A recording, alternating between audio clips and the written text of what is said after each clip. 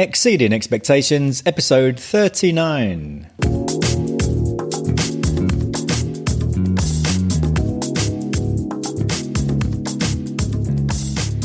Welcome to Exceeding Expectations, the podcast where we help you with ways you can give a better experience to your customers. Because when you exceed expectations, not only is it good for your business, it's good for your soul. You feel good that you've given people a great experience. But that also, it's great for your business because it tends to give you better referrals, more testimonials, and more repeat bookings with that customer or whoever it is that you're working with. In this week's show, we speak with a lady called Jennifer S. Royal. She's a professional magician based in Germany, and we discuss many things around magic and how magic can help you with business and podcasting. She's a very avid podcaster and has been a guest on many different podcasts. We discuss mentalism, how Harry Potter changed the world of professional magicians, how magic is perceived in different countries and many other areas as well. If you do like this podcast, please do leave a review for us on places such as iTunes and Stitcher and Spotify, etc. Maybe pop on to the Exceeding Expectations Facebook group, start a conversation, talk about anything that you've heard in this episode or previous episodes that you particularly liked or disliked. Just maybe start a conversation in there. Hope you enjoyed this week's show, and let's welcome Jennifer Royal.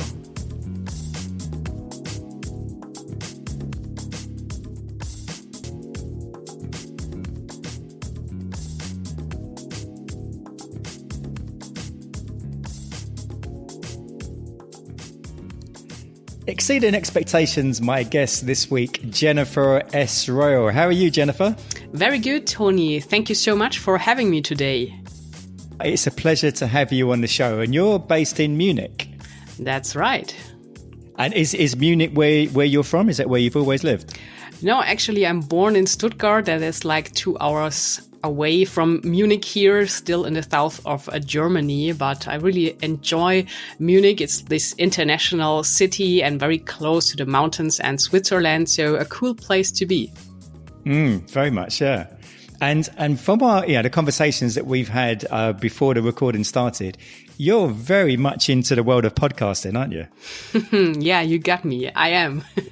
You've been on so many different podcasts. You have your own podcast. And I mean, where would you want to start? Telling us about your, one of the most experienced people I've ever met on podcasting, I think.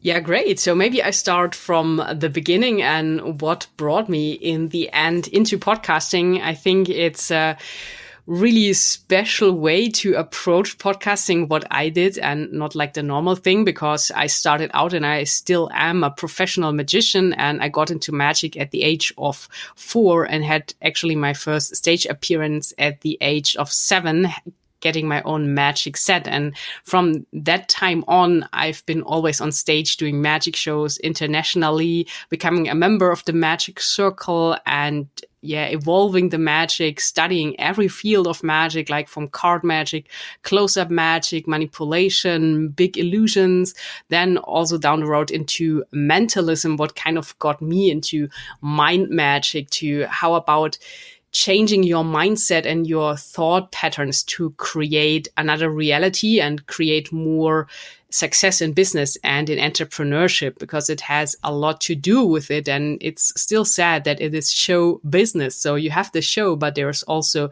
the business side of things. So I really learned a lot of that. But the problem was always I had a ton of knowledge about magic tricks and concepts. And, as a magician, you are not allowed to share any of this.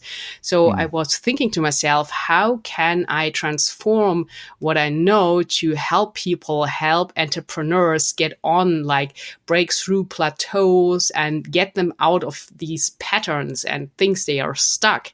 And so one night it occurred to me while I was listening to podcasts, hey, why should I not start my own show? Because I was always dreaming of having a big show. And as a magician, obviously you are limited to time and space to where you are performing at the moment. And that got kind of boring over time. And with podcasting, obviously you can reach reach the other end of the world. So a pretty cool feature, I thought. And really overnight, next morning, I started podcasting. And this is how my show, the Pure Mind Magic Podcast, was born.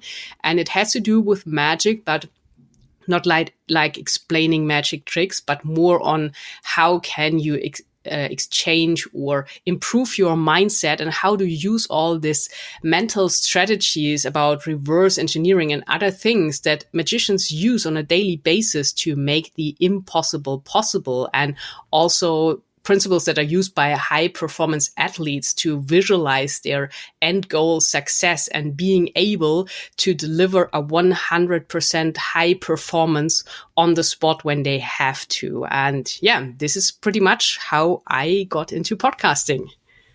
Well, that sounds intriguing. So your podcast, I mean, how long ago was it you started the podcast? It's just like, I think it's 10 months ago now. Yeah. And is it, do you interview people or what is the format? Yes, I do. So this was not the basic concept when I first started out, because I was thinking I'm going to teach people what they can learn from magicians, like what they can learn from the mindset of Harry Houdini, for example, the great escape artists, and other magic principles that you can transfer into business. But then I thought, wow, this is a lot of content I have to deliver. And I came across this interview concept and I just thought, wow, this is even better, because you're able to reach out to really high profile guests and ask them your questions, what is just amazing and magical in itself, what I thought. And so I grew a tremendous network from it and really found amazing people from all around the world. And I always say that in my show, there are only brilliant minds, like people that create magic in their own lives. And so is it a weekly show that you have? Yes, it is. And so of the episodes that you've done so far, is there any guest that really stands out that maybe surprised you in some way? Yeah, there are a couple of, but talking about exceeding expectations, there was one who really stood out. And I learned that sometimes it's really good to not have that kind of expectations in terms of putting so much pressure on it, because then it's not really working. And I think this is a great lesson. I mean, your listeners can take away that you can learn from a magician, because when you go on stage, you have all this pressure because it's live entertainment and you just have this one chance. So you can't do it again when you go out, and you have all this pressure. And the more you are focused on that things have to work out perfectly well, the worse it gets. And maybe you made this experience before, and it's like putting so much pressure on yourself. And I learned when you just let go and let things find you, it's way easier and you are more into the flow. And I was trying for so long to get into the TV world here in Germany and also in the United States. And it was always tough. And I put a lot of pressure on it and tried everything, and contacts and emails, vice versa, because I was thinking again how I can make the magic bigger and not just being limited to the stage itself. And didn't work out. So one day I had this great guest who is a LA producer, and he's really big in LA, and he's doing a lot of great things.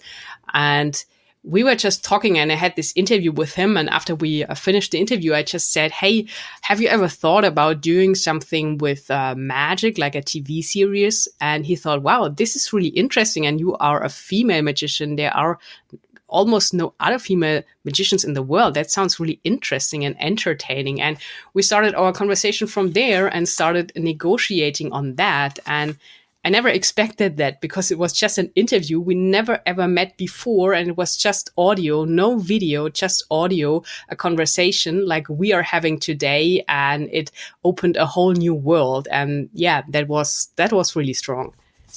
Wow. And so what happened then with the TV appearance? Well, we are still in the development phase and talking about the team and the locations to shoot, because we were thinking about doing something internationally. And, this is a lot of work to get everything together, and also planning the effects and having other people in the show to make it really interesting and showing kind of the world behind magic.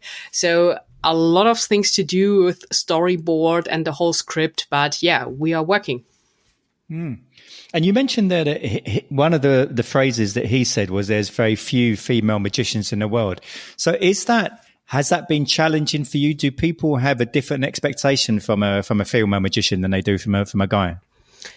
Well, Tony, yeah, that's a tough question. And the thing is that you can hardly copy the effects exactly how my male colleagues do, because it's really different, like the female approach to magic. And I think magic is still an art that is very emotional, but there's also a lot of science and strategic thinking involved that you have to do, and also engineering. And it is sad that maybe this is something that not a lot of women get into magic, but there is no real proof to it. And I had to find really my own way of approaching it. And now to combine it with entrepreneurship and the business world is something that really stands out and works very well, since I also have 2 academic degrees. And for me, it comes then full circle. But yeah, there is a difference. And sometimes I like this kind of understatement to just approach a group of people when there is a corporate event and doing some close-up magic for them. And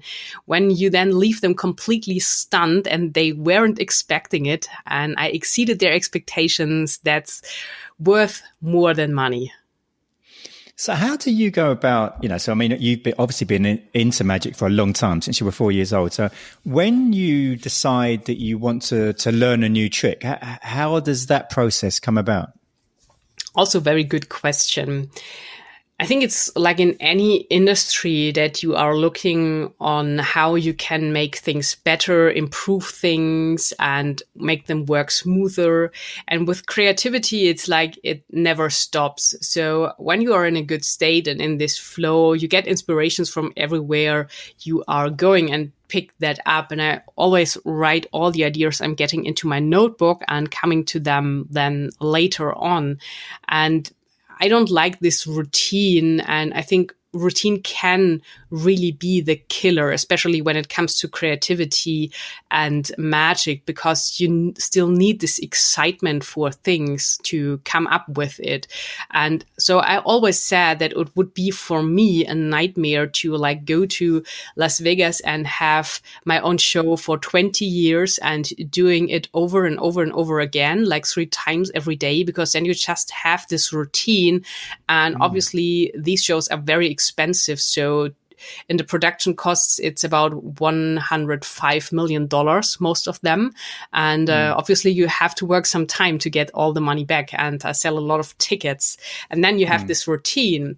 And when I talk to people in business and entrepreneurship, I always say that there are 2 phases. Because when you are in this creativity and startup and brainstorming phase, it's really important to stay alive and get all this input and inspiration in finding your ideas, your concepts, your branding, everything. But then when you have everything, then it's important to have this kind of a phase where there is this routine, like without any distractions, where you can really strongly focus on what you are doing to make all the processes and systems you have running perfect. And I think this is why it's said that Steve Jobs always choose the same clothes to wear, because with that he hadn't to think about every morning new what he would like to wear, because he could save his mental energy for more important tasks. So in your repertoire of tricks that you have, I mean, do you have any idea of how many different tricks that you have? I get that asked very often, and I don't have a list with all of them. So it's a couple of hundreds, and it's like with everything, when you don't train it, you lose it and you have to learn it again. So it's important and to train. And also, I mean, I know so many concepts where I know how it is done that I don't perform because it's different.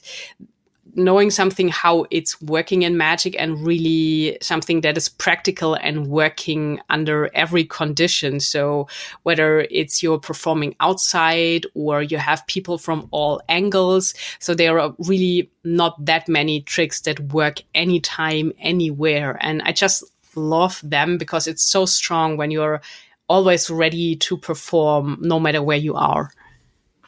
And so when, so for the average public, when we see a magician, we're completely spellbound. Yeah, we have no idea how it happened. When you're watching a magician, even if it's a trick that you haven't seen, are you able to see where the deception is?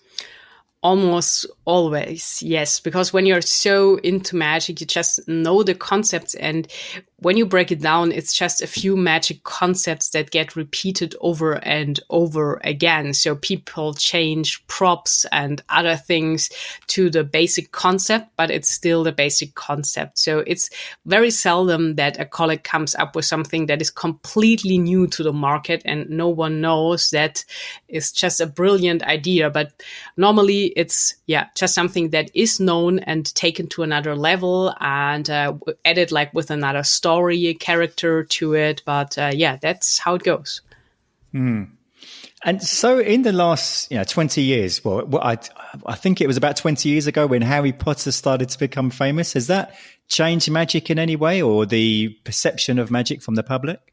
Well, I think so. And it's interesting that people are or were always interested in magic, and they still are. And the kind of interest is changing, especially in Germany. People are more serious, so they are known for it, and it still is the case. So it's different in the UK area because people are very open to magic and mystical things and all that. And I think this is why it's just perfect that Harry Potter's home is in UK as well.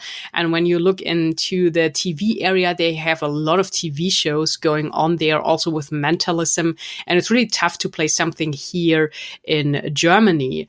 And I think people are always on the lookout for something bigger or something to believe in, like this force, and depending on how you approach it, but magic could be like a superpower. So you can imagine something and in the next moment it appears. So it would be something like manifesting. And we know it is working in actual life when you do it right and when you learn it. And also magic has this entertaining component, and it remembers people about their childhood where everything was possible. And this is where magic stands for. Everything is possible because you can make everything possible, also things that are not possible.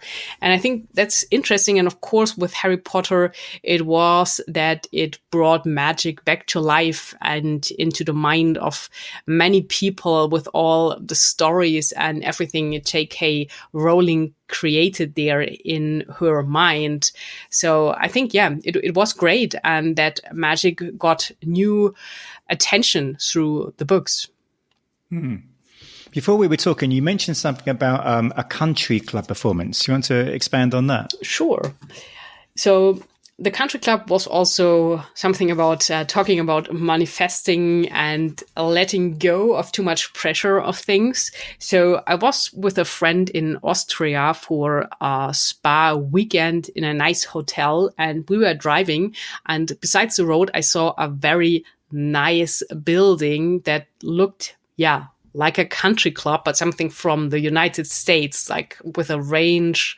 So it was really cool. And I just thought, wow, this is a cool building. So I would like to be in there and find out what's in there. So I didn't see anything, just the nice building of it. And then when I was home, it was about 2 weeks later, and I got a message from my publisher because I have published a book that is so far in German about how you can use the magic principles in life. And he said he had this big idea that to send me to this country club in Austria to do a performance and also book presentation there. And then when I found out that it was exactly the building I wanted to be in, it was kind of really crazy. So it exceeded my expectations first there. And I thought, wow, that is so cool. That is always that is even magical. And we went there, and it was really cool because it was this parking, and you needed this access to get everywhere, because really, the concept of country club, you just can't get in there when you are not a member. And then I heard that they were planning for me to do the presentation and the show in their own cinema. So it got even better because it was such a nice place with so much red and very exclusive and luxury and just beautiful. And people were sitting there very comfortable, and it was a stunning atmosphere. And it went so well. I sold all the books I had there with me. And I remember there was one gentleman, he bought 5 books at once. He really liked it. I was signing all the books, and it was a beautiful experience. And it by far exceeded my expectations. Very nice. Yeah, it sounds amazing as well that you just saw the building a few weeks before. Mm-hmm. Well, you talked before about how you performed. Well, you were talking about magic in England and how it was different to Germany. So have you performed in many different countries? Yes, I did. So I even went to Abu Dhabi and then the German-speaking area, like with Switzerland. And I've been to London before, and also in the United States. And I always have something with me, because magic can be this door opener. And this is something else, like a small tip maybe your listeners can take with them, to think of something that can be a door opener and open greater doors than for you, something that's really interesting. Because when there is something that stands out and that is not like this all day life, people are always interested in this fascinating things. And this is why cinema and stories and Netflix is working so well, because people love these things that are not just their all day life, their routine. And obviously magic can do that, because it takes them out of their situation in the moment. And are there so in the different countries you performed in, is there types of magic that work better in some countries, and some countries there are some types that they just don't go down well? Definitely. And I didn't really perform in Asia so far. I've been to Singapore, where I learned hypnosis, and we had a very interesting group there, and I did a performance there for them. And interestingly, that all these Asian people, they have a completely different relationship to everything that is kind of supernatural. So they believe that this is real magic. So an American would never believe that, and also someone from UK too, because they are used to this kind of entertainment. So yeah, it's very sensitive there, what you do and what they believe and how they deal with it. And as I said, typical Germans, so it takes some time to break the ice. And with Americans, I always love to have them in the audience, even here in Germany, because they are so open, they are so interested, and they just love entertainment. So it's really different. When you before you were talking about mentalism, that seems to be something. Well, I mean, I'm not hugely into magic, but it seems to be something that's got really big over the last, 5 or 10 years. How was it that you got into that? Yes, that's true.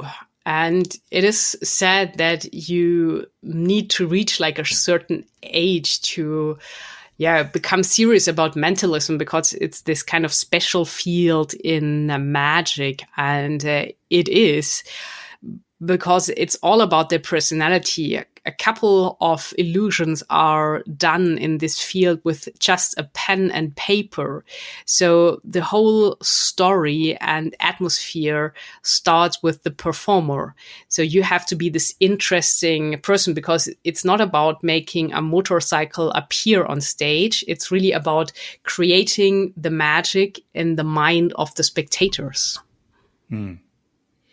Wow. Yeah, it's certainly interesting to watch someone who's performing mentalism, because it's very different to many kind of conventional magic tricks. That's true. And it's also this field of magic where there is the small percentage where people think, maybe it was real. Yeah. Well, I mean, before going back to the podcast, you were talking about. I mean, you've been a guest on many different podcasts. And how do you, we had a brief chat and you were saying about how podcasting can be a very good marketing exercise, and maybe it probably is the future in many ways. So what would you say to people who are listening about using podcasts or going on to podcasts as a guest? Sure, Tony. So I think I always refer to podcasting like as the magic door, and I published a book that is actually in English out there, and it is called How Podcasting Can Change Your Life, Unleash Endless Possibilities. And I used what I learned from magic to show people that podcasting is also something about performance and something that you have to prepare for, like in a magic show, to really deliver your message and get it across and to be in a good mood when you're having this interview. And I found it's like multiplying yourself. So there are magic illusions where you can do that on stage, but in normal life, it's pretty tough to do that. But you know yourself, Tony, that with podcasts, when you do an interview, you can sit at home and do this for 1 hour, and you can potentially reach thousands of people, maybe not at once, but over time, because this content is out there forever. And during my magic time, I really loved doing this radio interviews. It was so cool to be in the studio with this atmosphere and the microphone and everything. And I back then thought, wow, it would be so cool to do a ton of them, and just being able to do it. And I couldn't see it at that time that there would be a possibility. And then I came across podcasting, and this is why I took everything I learned from performance into podcasting and created a system for people that are interested in leveraging podcast interviews to get their message across or to promote their business, and show them different ways on how they can do it, how they can approach the host and start this kind of relationship. And it's really a unique approach, as I said. And on my LinkedIn profile, I have learned podcasting from a magician, what I think is kind of special. And also there's a website for anyone that's interested who can look in how to do it and then go on to many shows. Do you have any sort of particularly favorite podcasts, and what is it that you like about them? Also a good question. So I'm a big fan of having different coaches in different areas to really get ahead. It saves a lot of time and it produces magic results quicker. And it's also with podcasts. So because there are about 600,000 out there at the moment of recording. So there are different fields and areas. And I like podcasts that deal with this performance aspect and also with entrepreneurship. So there are a lot that are really good. And let me think of one that is good where I've been a guest on, besides yours, obviously, Tony. So that's a great show. And there's one from a female host, and it's called The Brave Files. It's really motivational because people are sharing their stories, how they overcame things and how they were very brave to make a shift in their lives. And a lot of great stories and things you don't hear anywhere else. So this is a great show. And is there a podcast that you really aspire to be a guest on, like a Tim Ferriss, or a really, really popular podcast? Also a good question. I think I'm going to keep that secret here. So I have my own podcast vision board here. So I'll let you know when I've accomplished it. But yes, and it's the same. So I'm letting it go. So this is why I won't say it yet, to not put too much pressure on it. Yeah, I understand that. Okay, no problem. So what is your general thoughts on exceeding expectations, and why people should maybe think about that as an approach to life, to business?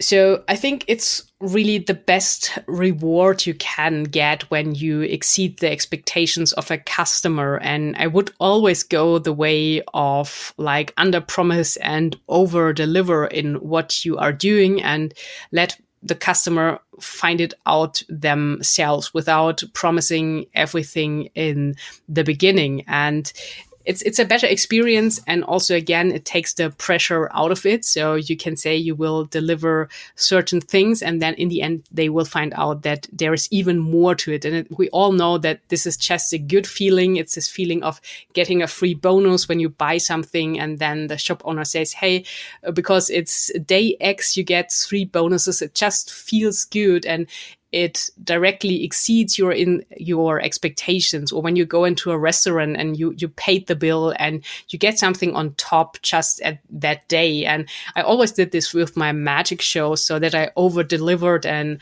they booked me for an hour and I did 75 minutes or even more. And this is what people will keep in mind, because this is very strong.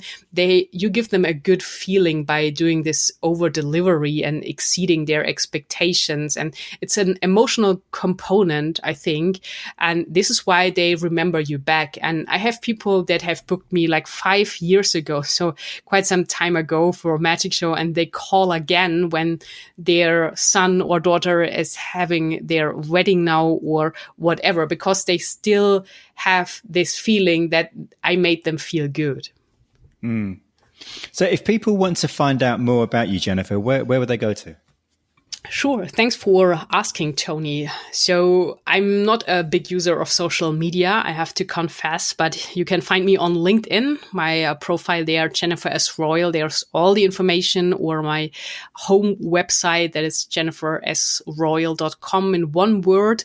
And when you're interested in this podcasting theme and how you can learn this like magic tricks on podcast guest interviews, then you can go to goldminepodcasting.com. This is the website, and I have some free resources there, and just find out if this is something for you. And you mentioned about the books you have. Are they available on Amazon? Definitely. So the How Podcasting Can Change Your Life is on Amazon in paperback and Kindle, whatever you prefer. Fantastic. Well, Jennifer, I really appreciate the time that you've given up. And hopefully I'll meet you sometime when, I'll watch you perform one of your amazing magic tricks someday. I hope so. It would be great, Tony, to meet you in person.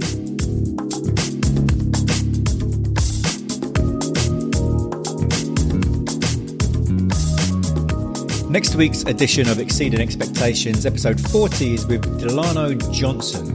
Delano worked with Toys R Us online division around about sort of 10 years ago, and took them from their online division from $50 million a year to $750 million a year in just a couple of years. He's got some fascinating stories, including he used to work in a restaurant and learnt things about the flags that hung from the 5-star restaurant. And we hear a great story about that, and also what he learnt as an 8-year-old that really shaped his life in terms of business. And you wouldn't think that you learn much about business as an 8-year-old, but there's another fascinating story there as well. That's next week with Delano Johnson. Hope you've enjoyed this week's show. Please do leave a review for us on iTunes, on Stitcher. Let us know about any guests you'd like to hear. Pop into the Facebook group Exceeding Expectations. Hope you have a great week, and see you next week.